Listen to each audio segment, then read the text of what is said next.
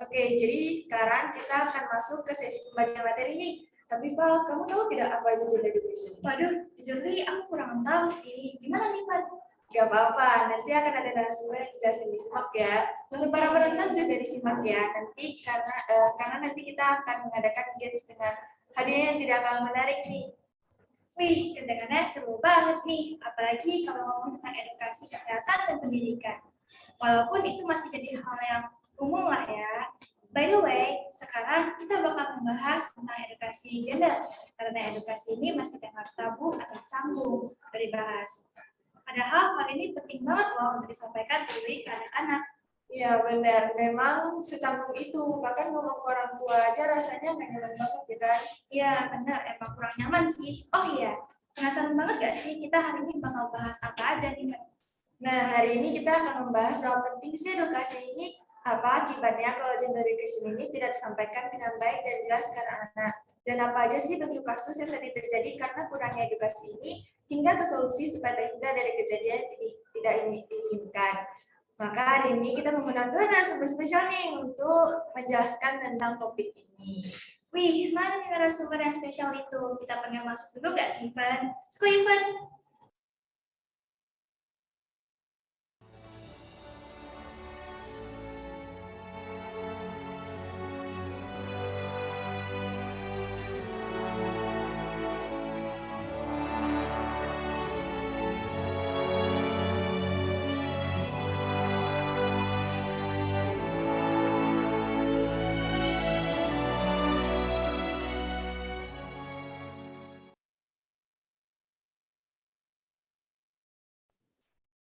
Hai kedua narasumber, Hai. halo. Baik, sudah ikut narasumbernya. Boleh nih kalian kasih tahu nama kalian dulu, kalau perlu IG boleh sih sekalian. Oke, sebelum masuk ke dalam topik serius, kita marketing dulu bentar. @mnd_kyt itu untuk IG saya. Kalau untuk Jos gimana? Nah, tadi kan dia udah kenalan nih. Sekarang gantian saya dong. Kenalan dulu sama saya. Jadi, nama saya bisa Tanun Joy. Kalau mau tahu nama lengkapnya itu saya Fernando. Salam kenal. Hai Joyce, boleh nih kalian yang mau follow pada coba-coba nih. Bisa lah, untuk marketing. Oke, jadi Joy sekian. Kita kan topiknya tentang gender education nih. Jadi, apa sih gender education itu? Kalau menurut saya gender education itu merupakan kayak bukan cuma biologi sih sebenarnya, tetapi itu lebih kayak ke social attitude, bagaimana cara kita sebagai pria dan wanita itu menghadapi satu sama lain, both communication atau attitude-nya gitu. Kayak tingkah laku gitu loh, bahasa gampang. Menurut Joy gimana? Kalau menurut saya, jadi gender education ini itu cakupannya luas, jadi nggak hanya tentang hubungan orang tua saja ya. Jadi gender education ini, kalau untuk remaja kita bisa belajar bagaimana cara kita bertingkah itu ke lawan jenis kita. Aku mau nanya dong, boleh gak nih? Boleh ya. Kan jujurly gender education itu kita masih agak sensitif nih pembahasannya. Joyce, kira-kira kapan sih waktu yang tepat untuk kita kasih tahu tentang gender education ini? Jadi waktu yang tepat buat bahas tentang gender education ini, itu sebenarnya sudah harus dimulai sejak anak-anak. Nah, pembahasan ini walaupun tabu, kita tahu di Indonesia nih pembahasannya tabu kan. Kalau bisa dimulai sejak anak-anak, itu bisa lebih bagus. Contohnya saja kita ambil dari orang tua. Mereka bisa ambil pembahasan tentang bagian-bagian pribadi yang diperkenalkan kepada anak-anak itu. Supaya nanti anak-anaknya itu bisa lebih paham. Jadi mereka juga tidak direcehkan. Mungkin gimana tuh? Kalau menurut saya sih, mungkin pendapat saya agak beda sama Joyce, tapi rada mirip sih. Kalau misalnya kan ada beberapa orang mungkin kayak dia masa pubertas dia tuh kayak private gitu, jadi simpannya private gitu, itu mungkin kalau bisa itu dia belajarnya pada masa awal puber mungkin kalau menurut saya. Tetapi kalau bisa itu dari anak kecil atau bisa kalau dari 5 tahun lah minimal. Oh, ternyata gitu guys. Aku mau nanya lagi nih. Kenapa sih kalian lebih memilih topik ini? Seberapa penting sih edukasi ini sampai kalian memutuskan topik show kita itu gender education? Gimana tuh menurut kalian? Kalau menurut saya sih kan mungkin karena sebagian besar ini rakyat Indonesia atau masyarakat kita itu kan masih kayak rada-rada close minded nih atau kayak masih kaku gitu udah kalau membahas topik seperti ini. Karena di dalam pikiran mereka atau sebagian besar mereka berkepikiran kalau misalnya gender education atau sex education lebih tepatnya itu lebih kayak ke biologis atau lebih kayak ke berhubungan seks gitu. Padahal aslinya itu kayak attitude, social attitude seperti yang saya katakan tadi. Kalau dari saya, jadi gender education ini itu penting banget ya guys. Dan kita ambil 2 contoh kasus nih. Yang pertama, anak-anak itu orang tua mereka nggak ajarin ke anak-anak mereka tentang bagian-bagian pribadi. Nah, anak-anak itu kan nggak paham. Nah, ketika besarnya, mereka tidak tahu ketika diri mereka itu dilecehkan. Nah, kasus kedua ini, orang tua itu mengajari kepada anak-anaknya bagian-bagian privasi. Nah, anaknya itu ketika dilecehkan, dia bisa bilang ke orang tuanya, jadi dia juga nggak trauma, jadi dia bisa menganggap bahwa dia juga punya orang tua yang bisa dia ceritakan. Jadi anaknya tidak trauma. Tadi kan ada dibahas sama kalian kan, kalau pembahasan tentang gender education ini masih menjadi hal yang tabu. Coba kira-kira itu gimana ya? Coba bisa dijelaskan ke kanan sebenarnya. Mungkin tabu itu karena berhubungan sama sosial sama culture-nya ya, karena masih kaku atau lebih kayak private gitu. Jadi mungkin itu sih jadi penyebab utama. Tapi kalau alasan lain itu karena hampir semua dari kita tuh kayak masih malu kalau ngomong seperti itu. Apalagi di Indonesia kan. Ini kan kita kalau di luar negeri pandangnya Indonesia itu negara yang ramah, negara yang penuh senyum. Kita negara-negara yang sopan kan. Iya.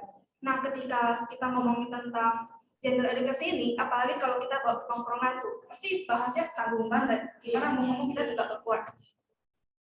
Nah, itu ya juga sih. Pasti kan aku juga bingung gimana caranya nanti ajarin ke anak-anakku nantinya. Menurut kalian nih, kalau ada orang tua pemikiran, boleh dong kasih tahu solusinya dan apa akibatnya? Itu kan bisa diajarin dari kecil ya. Contohnya kita tadi jelasin ke mereka bagian-bagian pribadi. Nah, anak itu juga mulai paham kalau bagian ini tuh tidak boleh disentuh, tidak boleh diraba, dan tidak boleh dilihat oleh orang lain. Nah, seiring waktu, gender edukasi ini juga akan semakin berkembang. Mereka juga semakin paham tentang gender edukasi ini dari sekolah-sekolah, bahkan dari orang tua. Dan mereka juga bisa lebih kritis kalau misalnya mereka sudah dapat dari informasi-informasi dari orang tua mereka. Mereka pun nggak terjerumus ke internet yang mungkin bisa memberikan informasi yang bukan edukatif, tapi malah menjerumuskan kita ke membuat video yang belum pantas. Kayak ada alasannya sih. Tapi kalau misalnya contohnya nih kayak kita gak diajarin semua itu, jadi gimana dong kalau kayak gitu? Iya, gimana tuh? Mungkin kalau cara yang tepat tuh kita harus cari kayak searching di website yang terpercaya seperti CNN atau kayak sistem lembaga yang berhubungan dengan pendidikan seperti itu. Tapi kan mungkin nih dari anak-anak tuh kalau misalnya baca sendiri takut dia salah pengertian tuh. Gimana tuh? Kalau misalnya kayak gitu bisa kayak parental guidance atau kayak kalau bisa itu nanya dulu sama orang tuanya kalau mau searching gitu biar gak salah searching. Oke, tadi kan ada disebutin nih, kurangnya pemahaman tentang edukasi ini tuh bisa menyebabkan hal-hal negatif terjadi. Kita bahas dulu nih tentang catcalling, salah satu hal negatif yang terjadi ya. Aku mau cerita nih, jadi kemarin tuh aku ke sekolah. Terus kan aku ke sekolah itu kan biasa jalan kaki ya. Nah, waktu aku jalan itu ada yang manggil nih, padahal nggak kenal. Ya, aku juga pernah loh, kayak dipanggil cewek gitu. Iya, apalagi kalau di Batam kan kayak Amoy, mau mana nih? Gitu. Kalau amoy Iya. gitu kan. Itu normal nggak sih? Menurut kalian gimana? Coba bisa dijelasin. Kalau misalnya dilihat dari sudut pandang saya sebagai cowok itu sebenarnya kayak apa ya kayak aksi pertama dalam pelecehan seksual sih. Karena kan kita kan nggak tahu cara dia memikirnya gimana kan atau pemikirannya seperti apa. Jadi mungkin itu sebagai kayak trik untuk kayak mulai-mulai mendekati atau kayak gimana gitu. Apalagi kalau misalnya terjadinya di gang itu udah super bahaya itu. Iya. Kalau Jus nih, menurut Jus gimana? Catcalling ini memang sering terjadi ya. Tadi kan Ivan bilang kalau pernah catcalling kan. Nah, menurutku catcalling itu buruk ya. Bahkan contohnya kenapa aku bilang buruk? Kita ambil contoh nih, kita pergi jalan. Misalnya kita mau ke Indomaret atau mau ke Alfamart hanya untuk beli makanan buat makan di rumah. Nah, ketika kita lihat lewat gang terus kita dipanggil catcalling oleh tongkrongan mereka, kita nggak nyaman dong. Yang awalnya kita good mood mau pergi beli makanan buat makan malah jadi bad mood banget. Jadi kita putar arah balik. Itu kan nggak nyaman banget. Iya, benar. Itu kayak apa sih? Ada cewek aja gitu. Iya. Halo cewek. Apalagi yang kalau kulitnya putih gitu kayak, woi putih, Iya. woi bihun. Aduh, sering banget. Ya benar banget. Aku pun juga pernah ngerasain sendiri sih. Ya itu pun udah ngerasa gak nyaman banget. Terus kayak apalagi sering kayak orang yang sering digituin.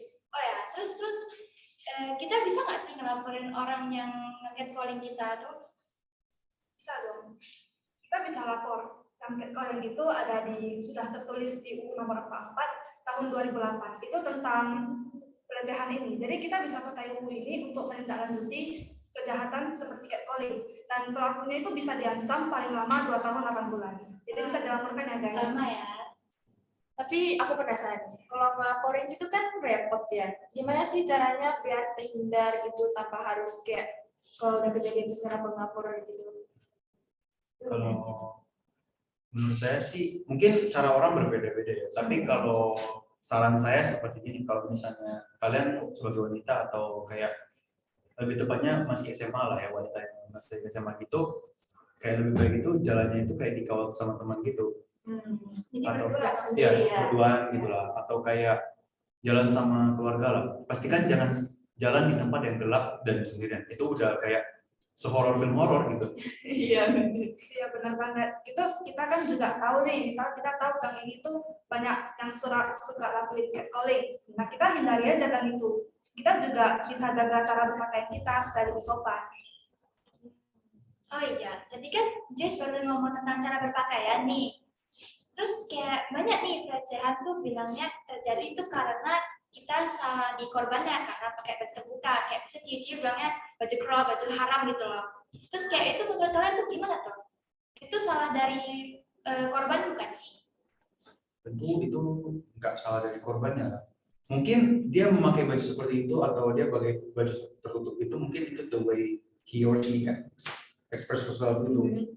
Mungkin kalau kayak pakai tertutup atau pakai terbuka di seksualitas itu mungkin salah predatornya atau salah pemikiran pelakunya. Seharusnya itu nggak bisa dibenarkan. Kalau misalnya kayak apa tuh kayak pemikiran orang kayak siapa suruh pakaian lu terbuka gitu, itu mungkin kayak salah sih pemikiran. Kalau dia sendiri pernah nggak sih kayak beranggapan gitu gara-gara kita sebagai cewek nih pakai baju terbuka gitu? Salah banget sih. Sebenarnya cara berpakaian ini kita bebas mau pakai baju apa, tapi tetap harus sopan juga ya.